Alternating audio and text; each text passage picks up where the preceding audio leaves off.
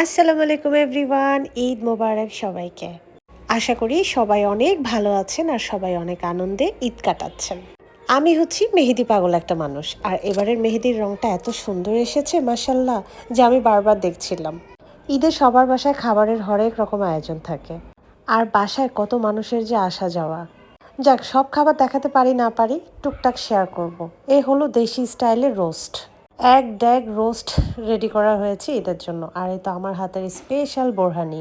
হাতে মলে নিয়েছি থানকুনি পাতা, আর সেই সাথে আছে আচার দিয়ে শসা দিয়ে একটা সালাদ।